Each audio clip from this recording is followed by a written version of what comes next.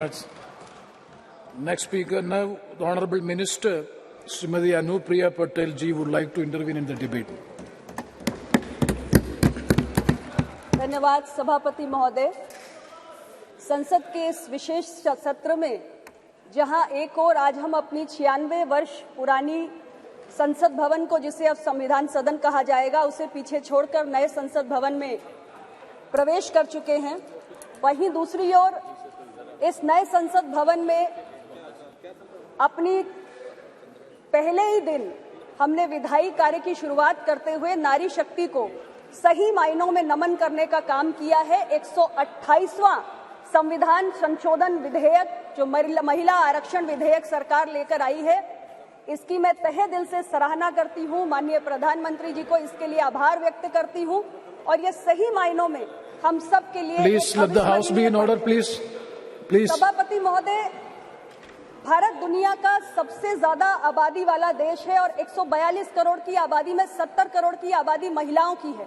लेकिन बहुत चिंताजनक और दुर्भाग्यपूर्ण है कि आज भी हमारे लोकसभा में जो महिलाओं की भागीदारी है वो महज 14% है और राज्यसभा में केवल 11% है।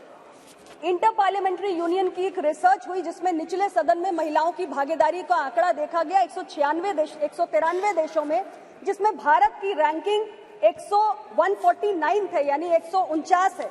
और ग्लोबल जेंडर गैप रिपोर्ट 2022 में भी 146 देशों में जो भारत की रैंकिंग है वो 135वीं है। ये कोई बहुत एनकरेजिंग आंकड़ा नहीं है हमारे लिए। और सरकार के तमाम आर्थिक सर्वेक्षण भी बताते हैं कि हमारे राज्य की विधानसभाओं से लेकर हमारे देश की लोकसभा में, देश की संसद में महिलाओं की भागीदारी बहुत कम है और इसलिए महिला आरक्षण विधेयक समय की जरूरत है।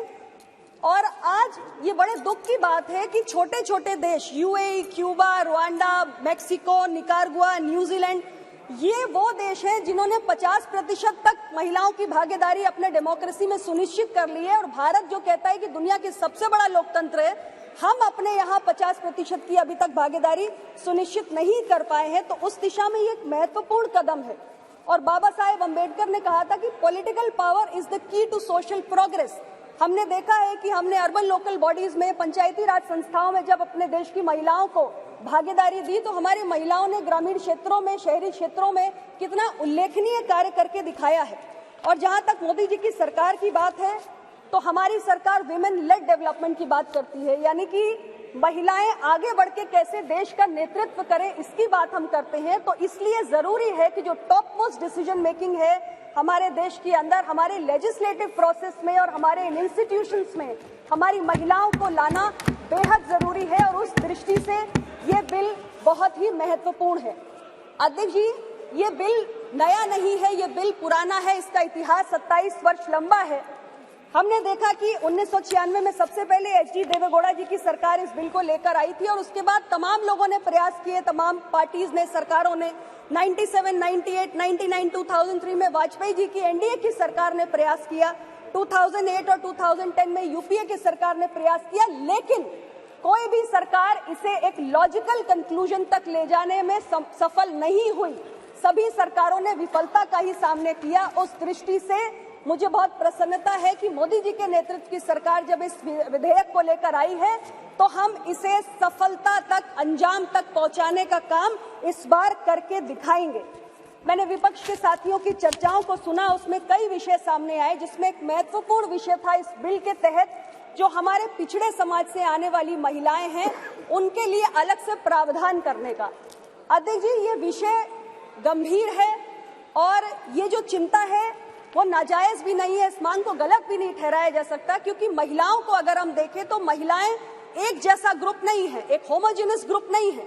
महिलाएं एक हेट्रोजेनस ग्रुप है, क्योंकि महिलाएं अलग अलग पारिवारिक पृष्ठभूमि से आती हैं, अलग अलग इनकम लेवल से आती हैं, अलग अलग जाति, धर्म, संप्रदाय से आती हैं और उनकी जो लिटरेसी लेवल्स होते हैं, जो उनकी शिक्षा का स्तर होता है, वो भी अलग अलग होता है।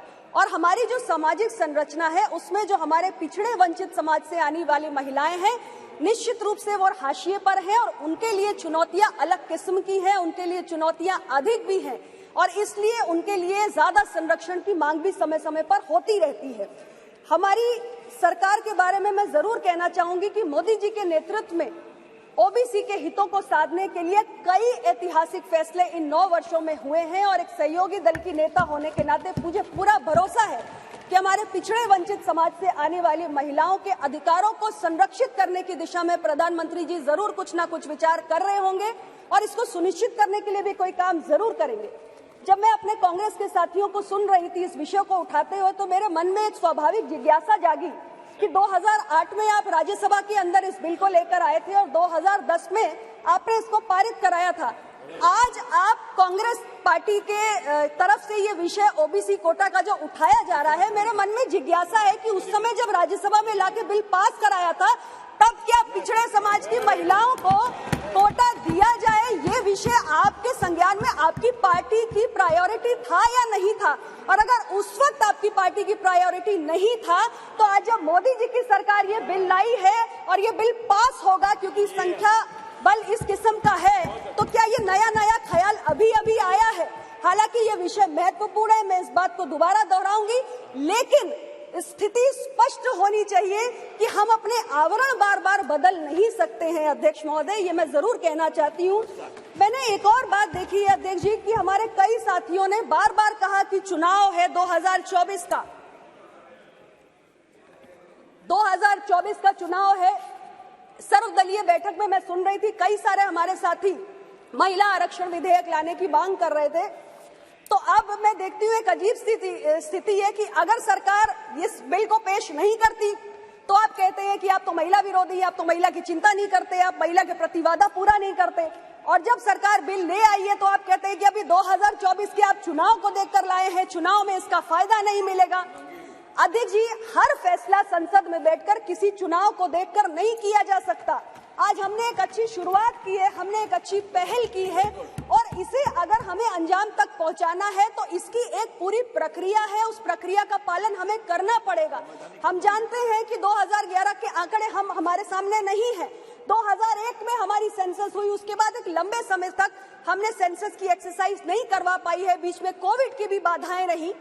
तो हमारे पास जो जनगणना के आंकड़े हैं वो बेहद पुराने हैं और उसके आधार पे हम डिलिमिटेशन नहीं कर सकते, हम एडिशनल सीट्स जनरेट नहीं कर सकते। इसलिए हमें इस संवैधानिक प्रक्रिया का पालन करना पड़ेगा और हमें नए सेंसस एक्सरसाइज के साथ डिलिमिटेशन करते हुए एडिशनल सीट्स क्रिएट करनी होंगी, जिसमें हमारी और जो महिलाएं हैं उनको इसमें आने का मौका मिले। और जो आज हम परेशान हैं कि महज लोकसभा में 14% की हमारी महिलाओं की भागीदारी है, वो बड़े हमारे राज्यों के सदन में भी बढ़े। तो ये चिंता जो आपकी है, ये जो बार चुनाव को लेकर, मैं यही आग्रह करूंगी कि मैं देख रही हूं कि एक जो सेंस ऑफ द हाउस है कि सभी लोगों का एक मूड भी है कि यह बिल पारित हो, तो इसमें किंतु परंतु नहीं होना चाहिए। ये बिल स्वागत योग्य है, इसको लेकर आपकी कुछ आपत्तियां हो सकती हैं, सरकार उनका ध्यान भी रखेगी और इसको हम खुले दिल से स्वीकार करते हुए बिना किसी किंतु परंतु के इसको आगे बढ़ाएं, इसको आगे लेकर जाएं और बाकी सारे जो सेंसस को लेकर या डिलिमिटेशन को लेकर आपकी चिंताएं हैं उसके आप त्याग दीजिए, सरकार इसकी चिंता कर लेगी। आपने मुझे समय दिया, मैं बहुत आभारी हूँ और इस बिल को लाने के लिए पुनः मैं अपने देश के प्रधानमंत्री, हमारे सरकार के मुखिया माननीय श्री नरेंद्र मोदी जी को हृदय से आभार व्यक्त करता हूँ। धन्यवाद।